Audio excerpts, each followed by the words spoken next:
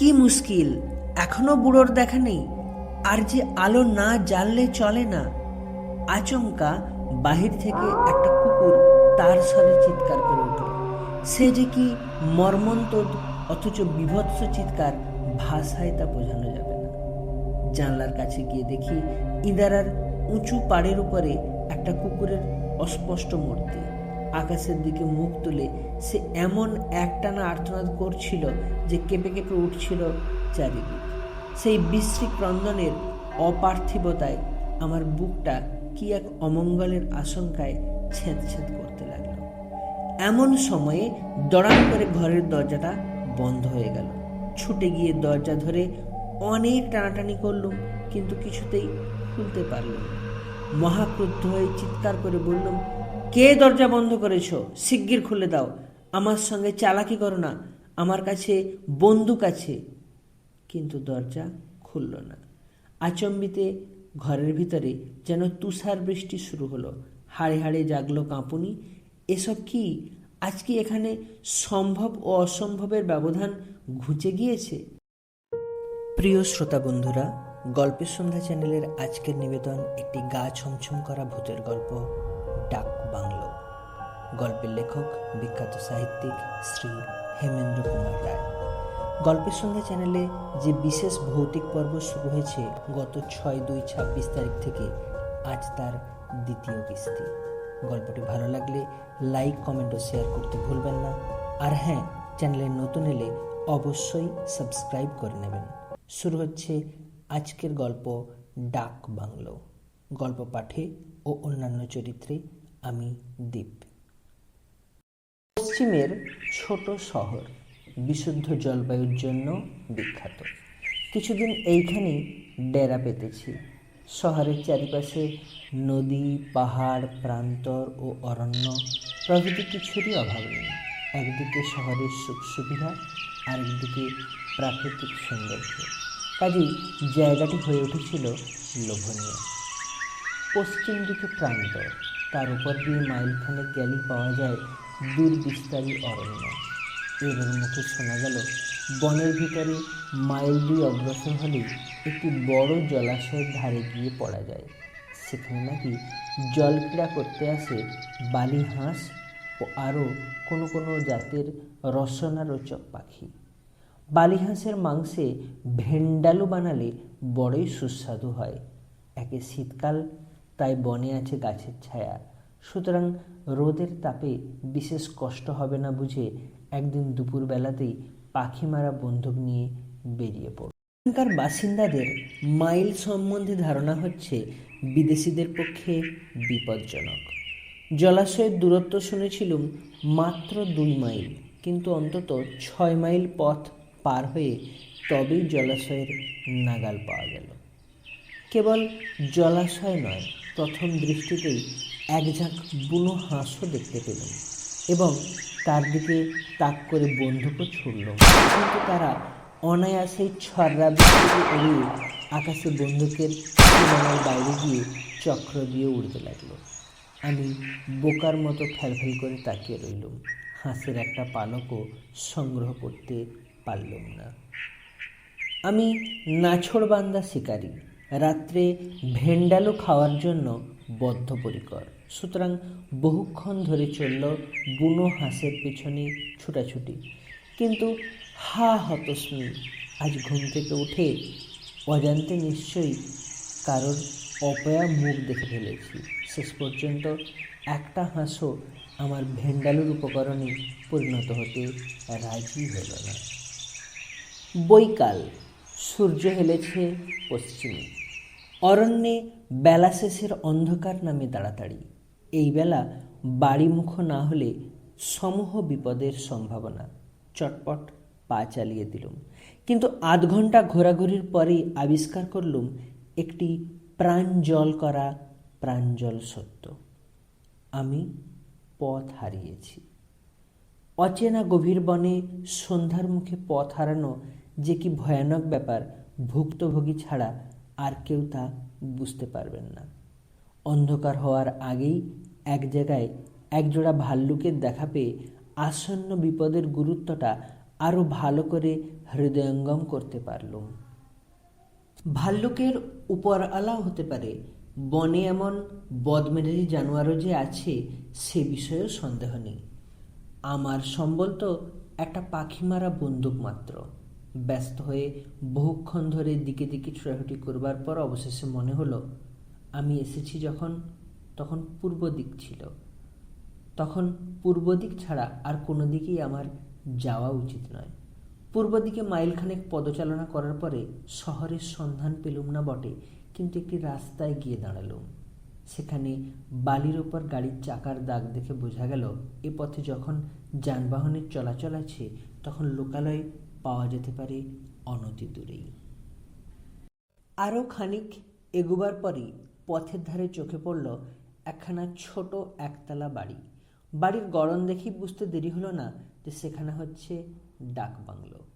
বন্য নির্জনতার মধ্যে অন্তত মাথা গুঁজবার একটা আস্তানা পেয়ে স্বস্তির নিঃশ্বাস ফেলে বাঁচলুম। পশ্চিমের আকাশে রক্তগঙ্গা বইয়ে সূর্য তখন পাটে বসেছে। পাখিরা ঝাঁকে ঝাঁকে বাসামুখ হয়েছে। এরই মধ্যে দূরে দেখা যাচ্ছে কুয়াশার পাতলা পর্দা। বনের নিচের দিকটা ক্রমেই ছায়ায় অস্পষ্ট হয়ে উঠেছে। কোথাও জনমানবের সাড়া নেই বটে, কিন্তু সন্ধ্যার অন্ধকার জমজমাট হওয়ার আগেই ডাকবাংলোর কাছে এসে নিজেকে ভাগ্যবান বলে মনে হলো। তখন অবসন্ন পা আর চলতে চাইছিল না। ক্ষুধায় তৃষ্ণায় শরীর কাতর। কাপড় চোপড় কাঁটা জঙ্গলে ছিন্ন ভিন্ন। দেহের নানা জায়গায় ক্ষত বিক্ষত এবং পিঠের বন্দুকটাকে মনে হচ্ছিল 3 গুণ বেশি ভারী। আপাতত বাংলোয় আশ্রয় নেওয়া ছাড়া উপায় নেই। পায়ে পায়ে বাংলোর দিকে এগুতে এগুতে দেখলাম বারান্দার রেলিং ধরে স্থিরভাবে দাঁড়িয়ে রয়েছে খানসামার উর্তি পরা একটা মূর্তি। নিশ্চয়ই বাংলোর জিম্মাদার। আরও কাছে এসে মূর্তিটাকে ভালো করে দেখবার সুযোগ পেলাম। লোকটি তাল বুড়ো, বয়স ঠিকমতো ধরবার উপায় নেই। 80ও হতে পারে, 90 হওয়া অসম্ভব নয়। মুখের চামড়ায় ভাঁজের পরে ভাঁজ, গলার কাছে মাংস ঝলঝল করছে, গায়ের ত্বকও চুপসে কুঁকড়ে গিয়েছে।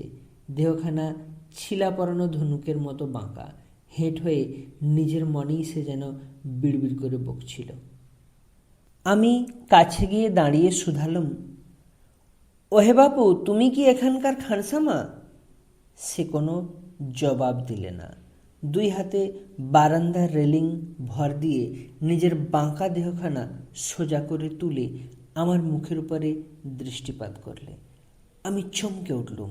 কোনো থুতথুড়ে বুড়োর চোখেই আমি এমন তেজি ও তীব্র দৃষ্টি দেখিনি কখনো।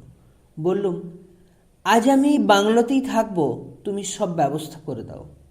তবু সে জবাব দিলে না।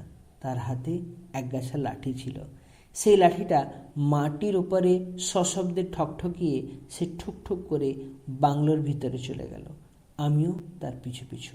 তারপর সে ঠকাং করে একটা ঘরের শিকল খুলে দিয়ে বিনা বাক্যব্যয়ে সরে পড়ল চোখের আড়ালে। ভাবলুম, লোকটা বোবা নাকি?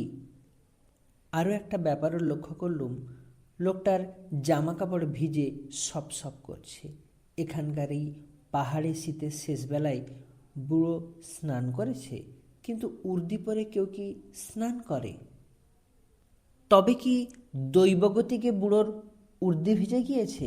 সেই জন্যই দারুণ শীতে সে কথা কইতে পারছিল না। কিন্তু তার হাবভাবে শীত কাতরতার কোনো লক্ষণই তো দেখলুম না। আশ্চর্য! একটা ঘরের ভিতরে গিয়ে দাঁড়ালুম। সে ঘর ব্যবহারের অযোগ্য। অন্তত মাসাধিক কালের সঞ্চিত ধুলো ঘরের আসবাবপত্রের উপর ও মেঝের উপর পুরু হয়ে জমে আছে। জানি এইসব বন্য ডাকবাংলোয় অতিথিদের জনতার ভিড় লেগে থাকে না, কিন্তু সরকার মাহিনা দিয়ে খানসামা পুষেছেন কেন? ক্রুদ্ধস্বরে ডাকলুম, খানসামা, খানসামা। 5-7 বার ডাকাডাকির পরেও কোনো জবাব পাওয়া গেল না। আমার সব বন্দোবস্ত করবার জন্য বুড়ো নিশ্চয়ই বাইরে বেরিয়ে গিয়েছে, কিন্তু মনে হলো কোথায় কে যেন মাটির ওপরে লাঠি ঠকঠকিয়ে বেড়াচ্ছে। হয়তো বাংলোর ভিতর আর কোনো যষ্টিধারী লোক আছে, বা খানসামাটা হয়তো কেবল বোবা নয়, কানেও শোনে না। নাচার ভাবে পশ্চিম দিকের জানলাটা খুলে দিলাম। আলোক সম্রাট সূর্যদেব অবসর গ্রহণ করেছেন বটে, কিন্তু বন্যবাসী জীবদের কাছে জ্যোৎস্নার আশীর্বাদ বর্জন করবার জন্য প্রতিপদের চাঁদ আরেকটু পরেই আত্মপ্রকাশ করবেন। দিনের পাখিরা বাসায় ফিরে গিয়েছে। ছায়ামলিন গাছ আকাশের গায়ে এক এক দেখা দিতে শুরু করেছে পেঁচা ও বাদুড়। খানিক তফাতে আবছার ভিতর দিয়ে জঙ্গলের আরও ঘন অন্ধকারের মধ্যে গা ঢাকা দিলে বোধহয় একদল হায় নাই। বনস্পতিদের আর্তনাদের মধ্যে মর্মরধ্বনি ছাড়া কোথাও আর কোনো শব্দ নেই। এ যেন অমানুষের দেশ। বাংলোর হাতার ভিতরেই রয়েছে একটা ইঁদারা। জলাভাবে গলা তখন শুকিয়ে কাঠ হয়ে গিয়েছিল।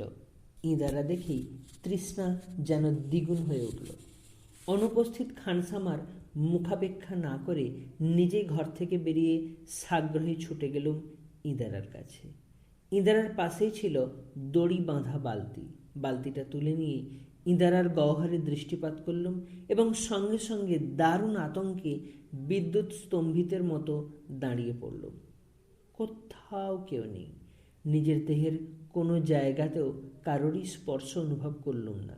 কিন্তু চুম্বক যেমন অদৃশ্য আকর্ষণে লোহাকে টেনে নেয়, ঠিক সেইভাবেই কোনো অদৃশ্য শক্তি যেন আমাকে হঠাৎ ইঁদারার ভিতরে সজোরে টেনে নেবার চেষ্টা করলে। হতভম্বের মতো চারিদিকে ফিরে ফিরে তাকাতে লাগলুম। না, সামনে, পিছনে, বাঁয়ে, ডাইনে কেউ কোথাও নেই। তবে আমার মনের ভ্রম। আবার ইঁদারার ভিতরে উঁকি মারলুম এবং আবার সেই অসম্ভব ভয়াবহ আকর্ষণ। এবারে রীতিমতো জোর করে সেই অদৃশ্য শক্তির আকর্ষণ থেকে নিজেকে ছিনিয়ে নিতে হলো। সারাদিন রোদে ঘুরে ঘুরে আমার মাথা কি বিগড়ে গেছে?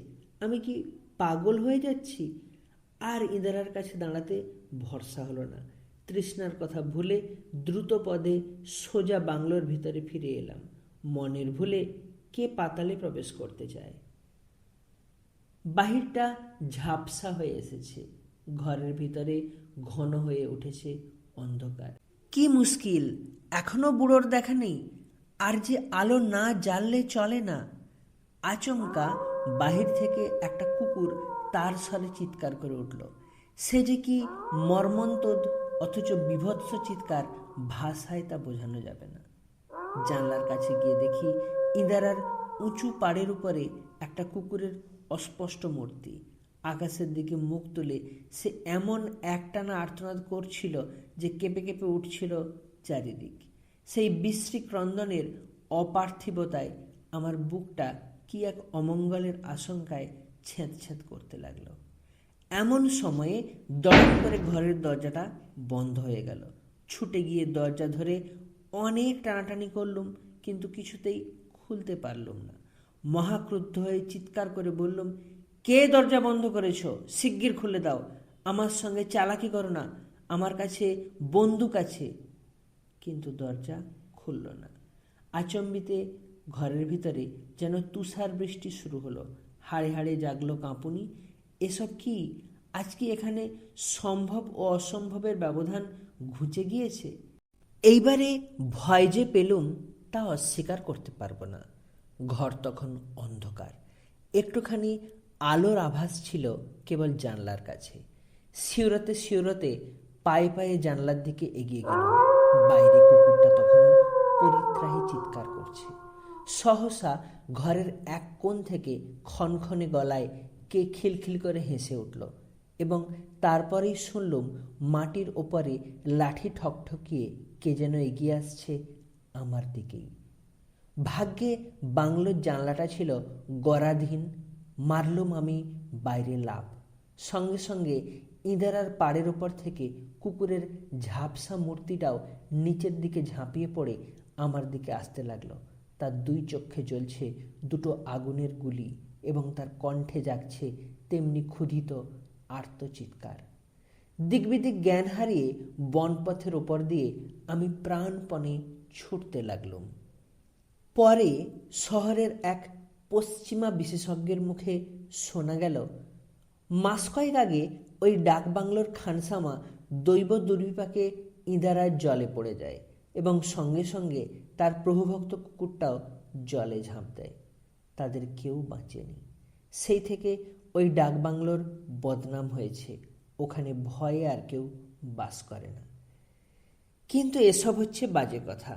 আমার বিশ্বাস ডাকবাংলোর খানসামাটা উন্মাদগ্রস্ত এবং ইঁদারার অদৃশ্য আকর্ষণ, ঘরের ভিতরে তুষার বৃষ্টি ও কুকুরের চোখের আগুন এসবই হচ্ছে আমার ক্ষুধার্ত, তৃষ্ণা কাতর এবং রৌদ্র ও পথভ্রমে শ্রান্ত দেহের জন্যে মনোবিকারের প্রতিক্রিয়া মাত্র।